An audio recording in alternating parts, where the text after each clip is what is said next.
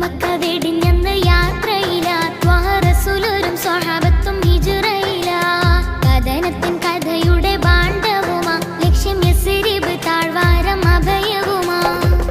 Mecca വെടിഞ്ഞന്ന് യാത്രയില Thwaha റസൂലും സ്വഹാബത്തും ഹിജ്റയില കഥനത്തിൻ കഥയുടെ ഭാണ്ഡവുമാ ലക്ഷ്യം യസ്രിബ് താഴ്വാരം അഭയവുമാ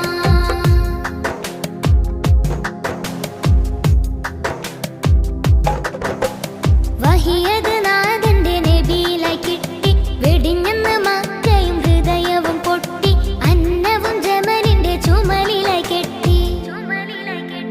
വഹിയത് നാഥൻ